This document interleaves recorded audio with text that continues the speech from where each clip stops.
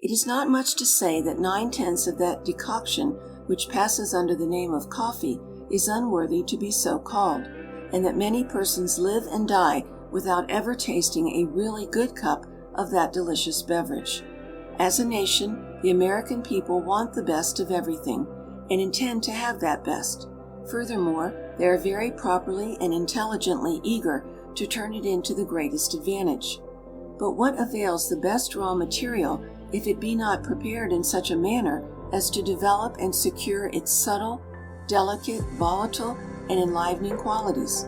The very same ingredients may be injurious and depressing, or wholesome and exhilarating, according to the way in which they are treated.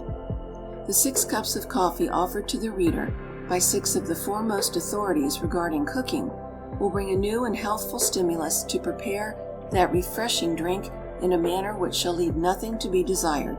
They are not made from old grounds reheated for the occasion, but are as fresh as the intelligence and the experience which have produced them. A country which expends nearly $35 millions each year for the aromatic berry can well afford to study the best methods of extracting its desirable qualities.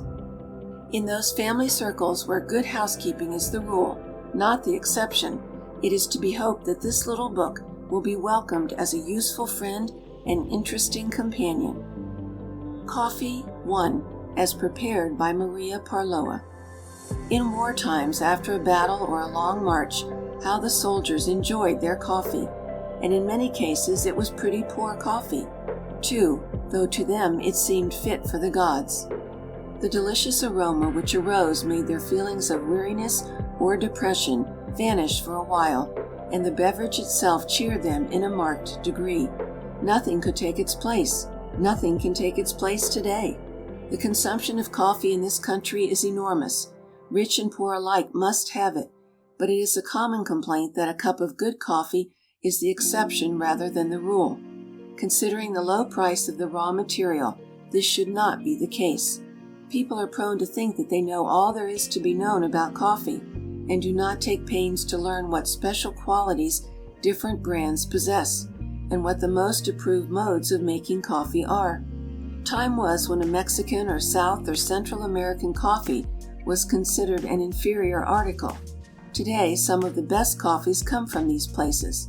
For example, one of the most delicious coffees which is brought into this country comes from Guatemala. It bears the name of Las Nubes, the clouds, which it takes from the plantation where it is grown. There is an odd bit of history connected with this plantation. A Scotchman named Nelson owned it and was coining money from it when he was banished from the country by President Barrios, and his property was confiscated. It is now owned by the widow of Barrios. The annual yield from it is £450,000. A large portion of this goes to England, where it brings a higher price than here. There are 2 kinds of coffee, the strong and the mild. To the first class belong the Rio and Santas, and to the second, the Java, Mocha, Maracaibo, and indeed almost all the other kinds. When a rich, smooth beverage is desired, a combination of Mocha and Java, or some coffee that has the qualities of Java, should be used. But when a very strong flavor is liked, Rio or Santas should be taken. The supply of Java meets only about 1/5 of the demand. For this reason, many other mild coffees are sold under the name of Java. Good Maracaibo is equal to Java and is constantly sold under that name. A combination of 1 pound Mocha, 1 pound Rio, and 2 pounds Java or Maracaibo will give a rich, strong-flavored drink, but not so smooth as if the Rio were omitted. When buying the berry, pause for a moment to think how you like your beverage. Do you want it smooth and of delicate flavor? Take 1/3 Mocha and the rest Java or Maracaibo. Do you want it strong? Use all Rio, or temper that brand by combining it with one of the mild kinds. A large proportion of housekeepers buy their coffee roasted, and many also buy it ground. If coffee, while still hot from the roaster, were put into vessels almost airtight and kept in them until ground for use, the improvement in the drink made from it would amply repay for the trouble taken. Much of the fine aroma is lost before the roasted bean reaches the housekeeper, and there is even a greater loss if the coffee has been ground for a considerable time. These are some of the disadvantages which must be endured when one buys coffee already roasted. But, on the other hand, unless the roasting be done very carefully, the coffee will not be good. A few burnt beans in a quart will ruin the drink. When careful attention to roasting cannot be given at home, it will be better to buy a supply already roasted, but never ground. A French small mill, which can be regulated to grind coarse or fine, can be bought for about $1.50. With care, it will last for 10 or 20 years. Some firms put up coffee in tin cans. It costs more, but retains so much of the aroma as to be well worth the extra price. When green coffee is bought, be careful that it is well seasoned.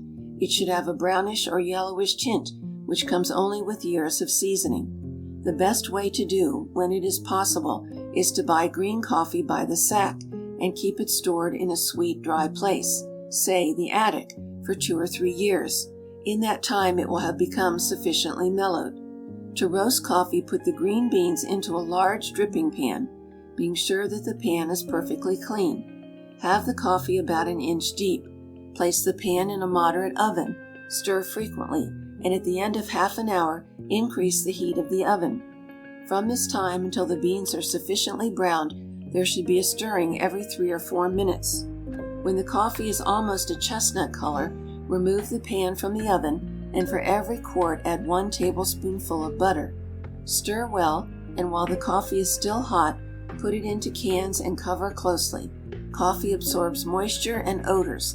It should therefore be kept in a sweet, dry place. There are so many ways of making coffee, and so many kinds of coffee pots, that young housekeepers often are perplexed in choosing either a mode of preparing the drink or a utensil in which to make it.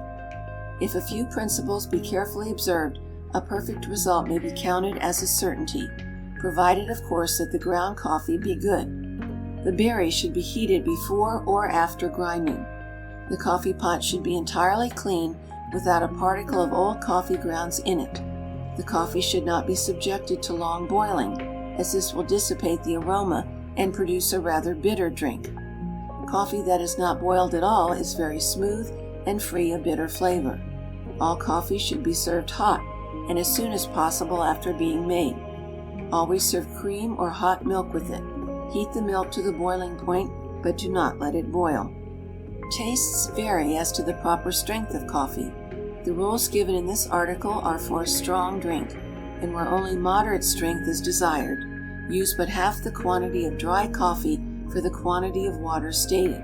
Coffee made with cold water always is stronger than that made with boiling water, and in the opinion of many people it is better. But some folks think that no coffee is equal to that which has been boiled with an egg. No matter what mode of making the drink is followed, the result will be pleasing if good material is used, the work done quickly, and the coffee served fresh and hot. Here are 4 rules, any one of which will give perfect coffee, but each of a different flavor. Filtered coffee made with cold water. Put 1 cupful of fine ground coffee in a small saucepan and on the fire. Stir constantly until hot. Put the hot coffee in the filter of a coffee biggin. Place the coarse strainer on top, and then add half a cupful of cold water, pouring it in by tablespoonfuls. Cover it and let it stand for half an hour, though less time will do. Next, add 3 cupfuls and a half of cold water, a cupful at a time. When all the water has passed through the filter, pour it from the pot, and again through the filter. Cover closely, and at serving time, heat it to the boiling point and serve at once.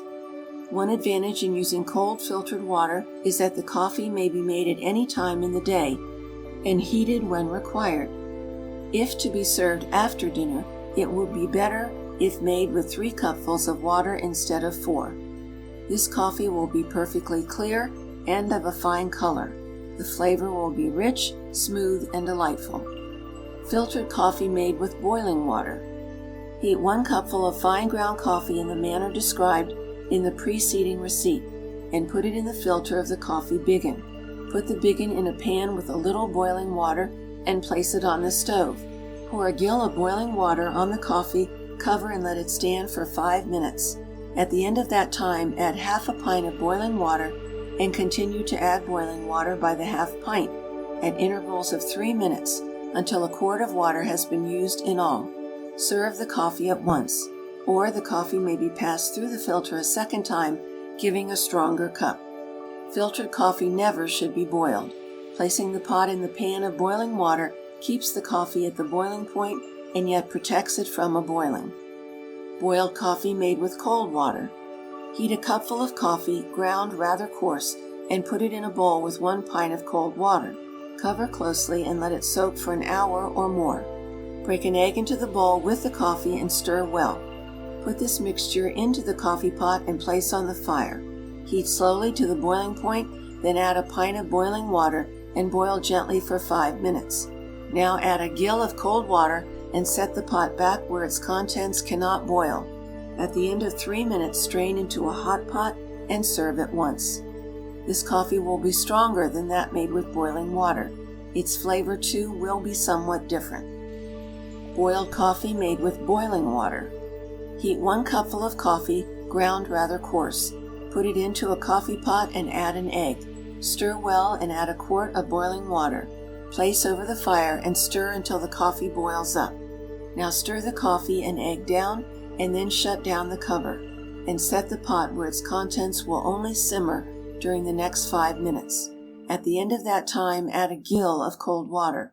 Let the coffee stand at the side of the stove for 3 or 4 minutes, then strain into a hot pot and serve at once. The rules for making coffee might be multiplied almost indefinitely, but what has been given here will ensure a good beverage every time.